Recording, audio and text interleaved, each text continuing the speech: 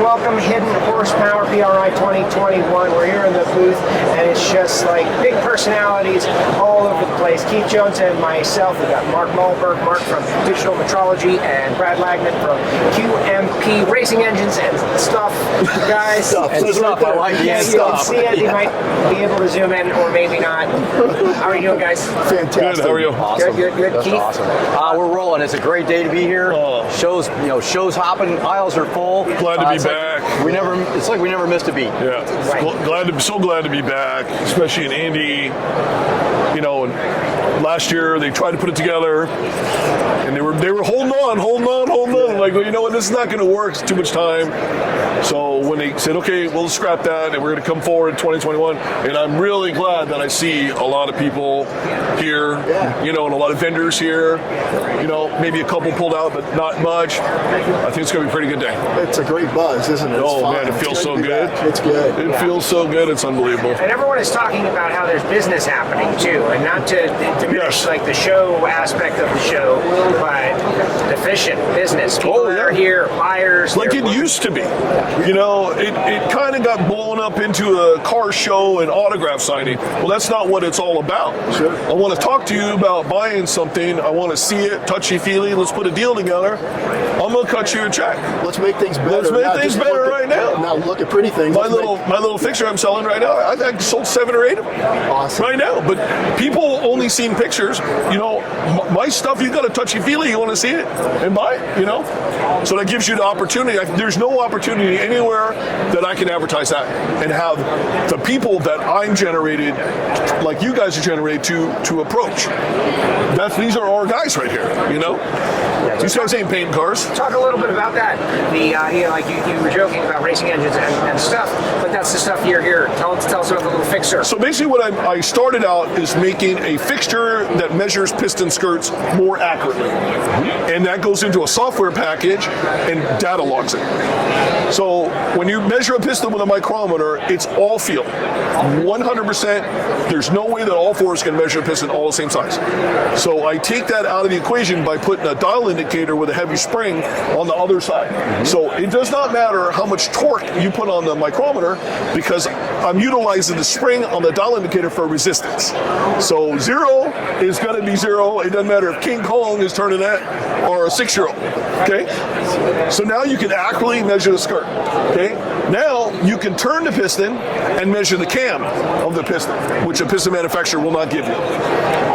And the reason for that is if you're doing competition engines and it's coming back and you have a program, you can see a wear and you can measure it and you can see, okay, well, I need to adjust that.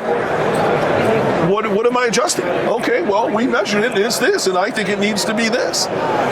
Can come back in, I can measure the taper from underneath the whole rail to the end of the piston.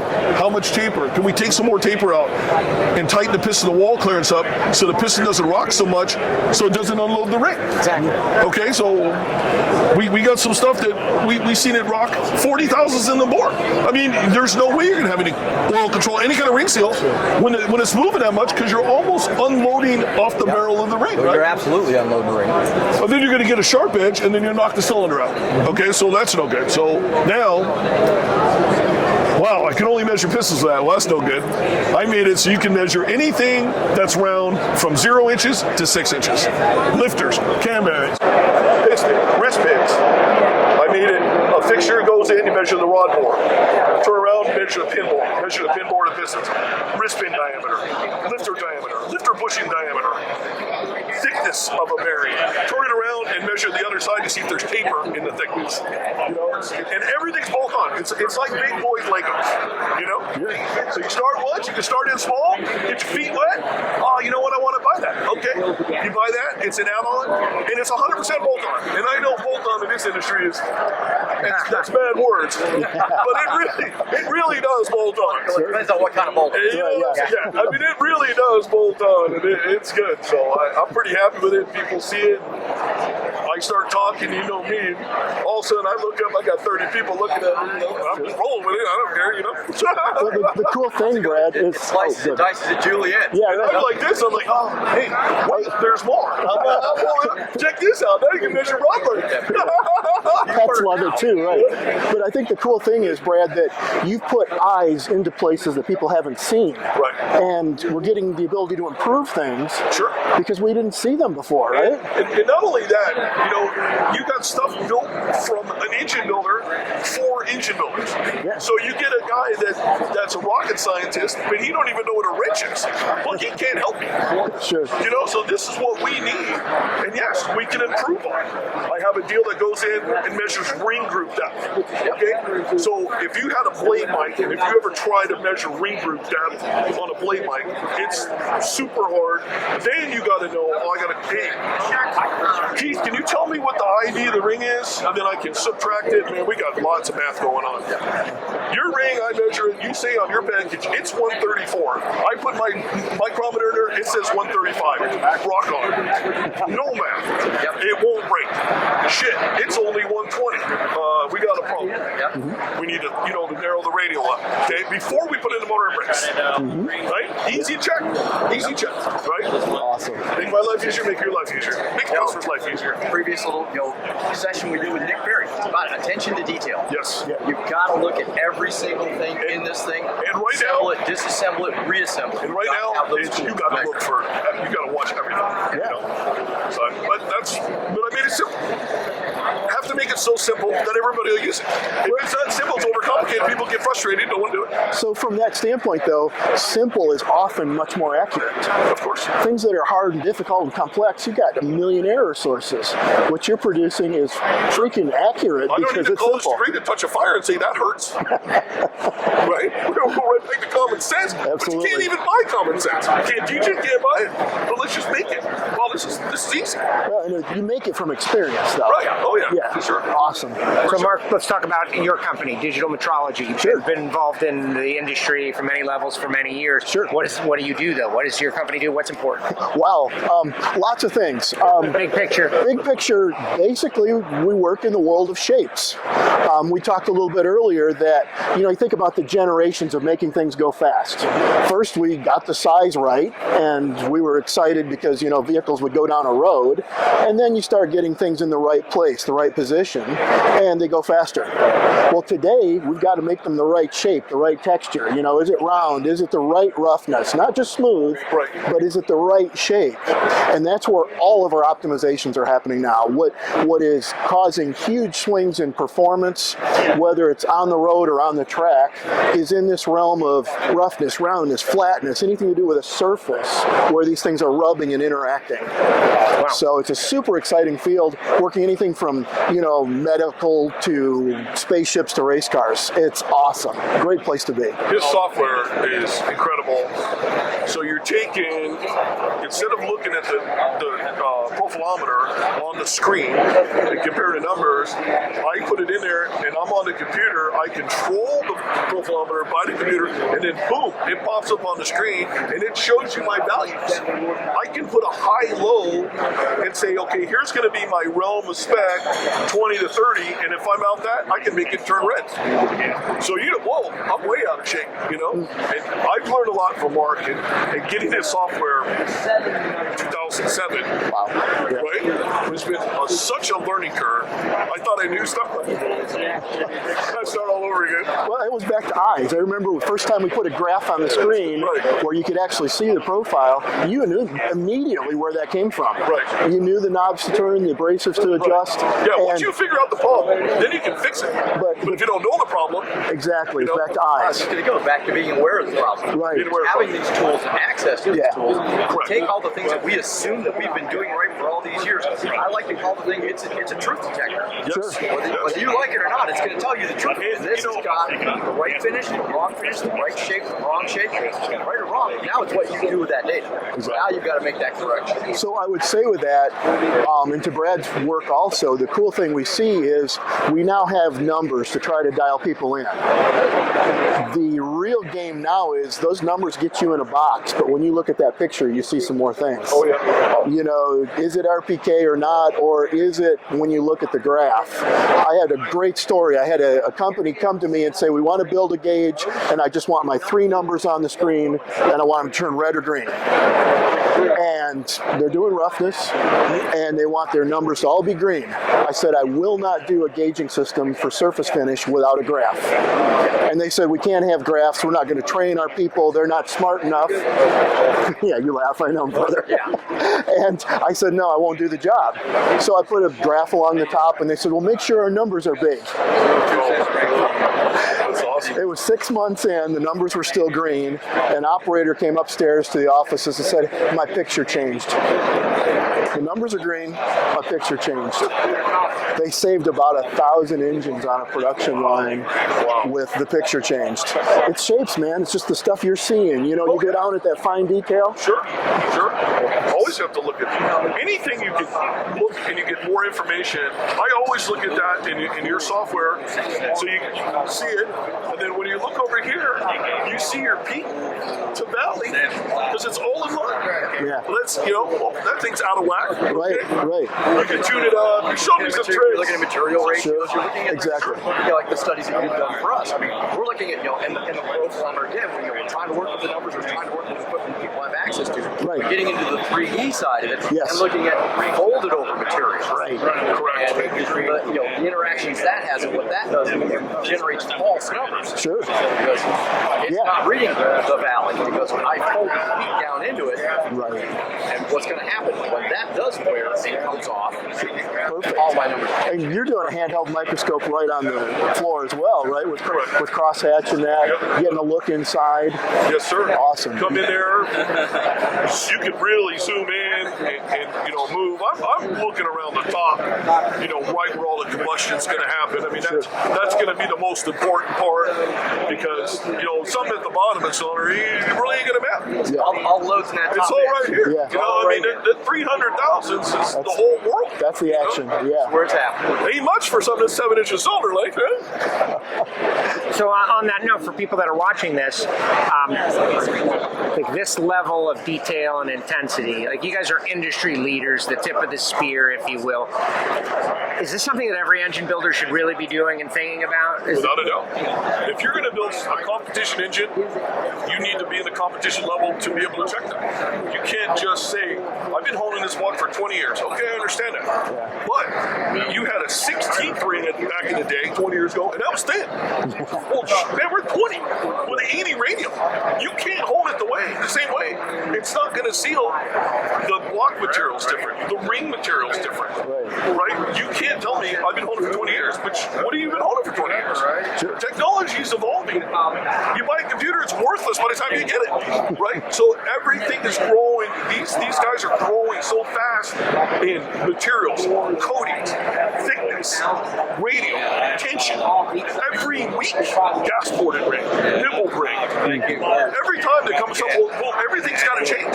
Nothing's going to just fit in that same box. So that's where. But if you don't know what you have, you can't fix it. Or wonder what, my power's down. If you don't have ring seal, it won't draw on the intake charge. Not so much a turbocharged blower is going to push in, but you got some normally aspirated stuff, sprint car stuff, circle jack stuff. You need the draw to pull the intake charge to make power. You can't burn the gas, right? You got to make no power. Well, as Blake said so many times, it's ring seal simple.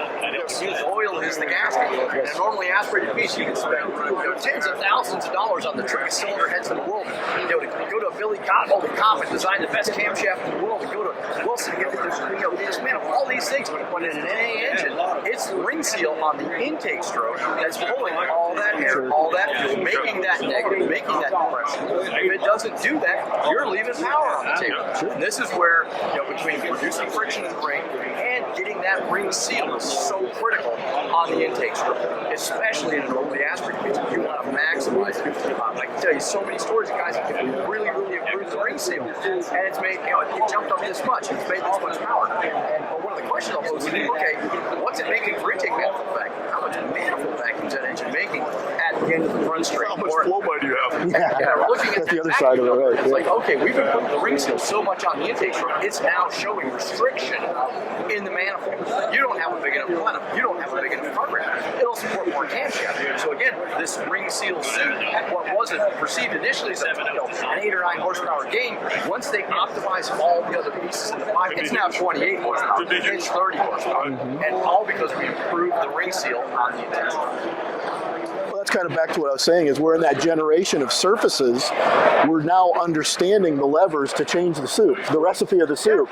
And there are huge levers we're turning. I mean, you guys have talked about massive performance changes just with a texture change. I mean, how many people we had come by just during this show, just today? How many guys were just like, oh my man, I cannot believe how much better my program is because you guys guided me down this path to make that change.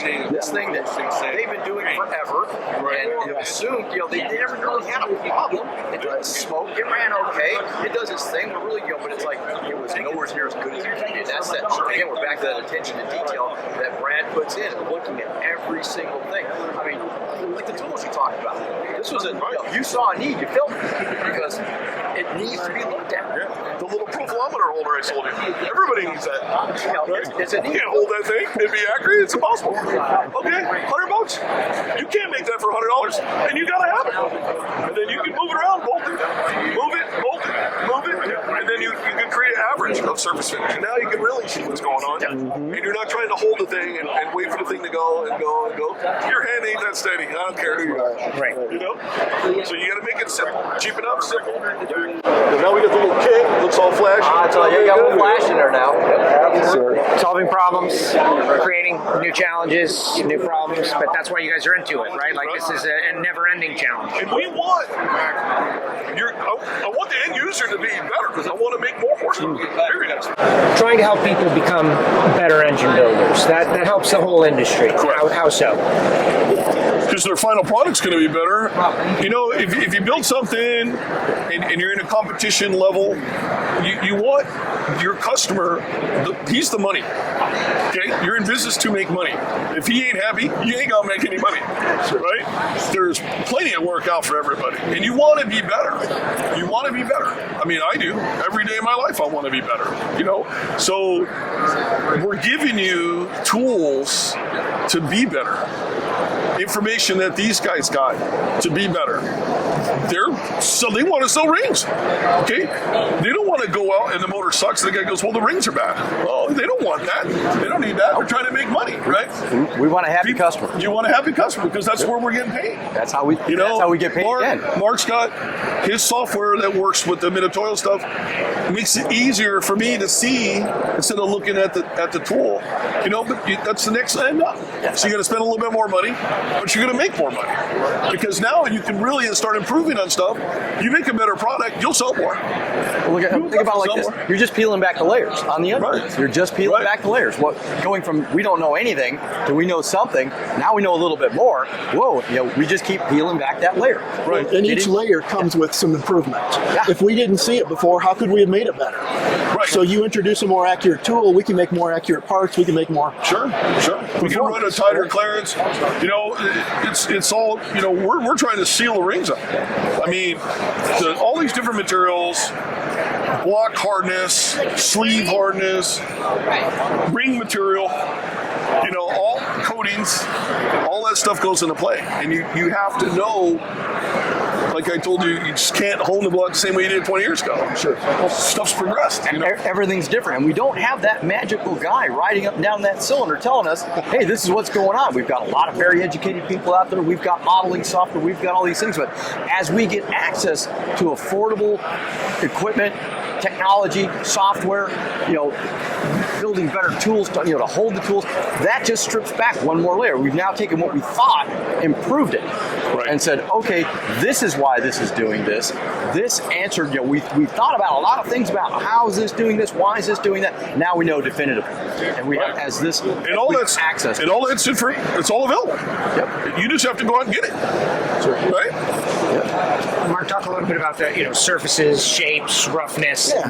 That's an area that is very important right now. But again, I want to. There's no such thing, or maybe there is, as the average competition racing engine builder, right? Like if you're building competition engines, You're building competition You're engines. not an average anything. No. But there are different layers in every arena. So for the person who's like, okay, you got me. I agree. Where does this journey begin? Like, Sure. where do I start?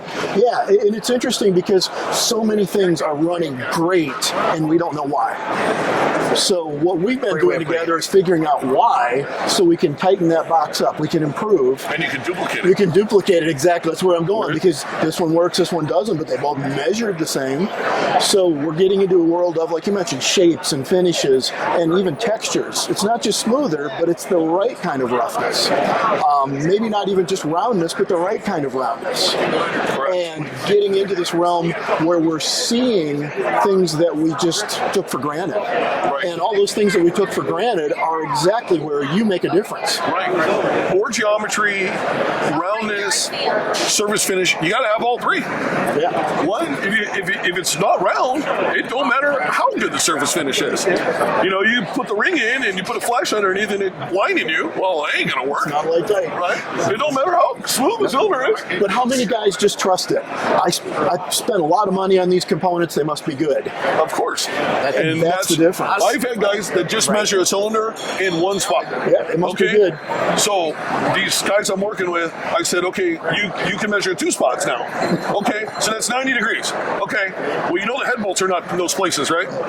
So why don't we measure in 6 places? And now I can measure it here, and I can measure it here. You know what? I got a head bolt right here. I can measure here. I got a head bolt right here.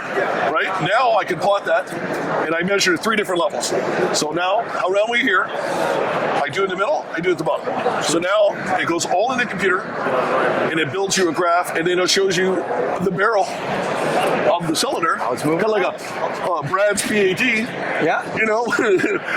So, and then you can check the diameters and see where you're at. If it's got so much taper at the bottom, the piston is already coming out of the bottom of the cylinder. If it's a big stroker motor, the piston's rocking, it's wanting to unload the ring, it grabs oil, comes up.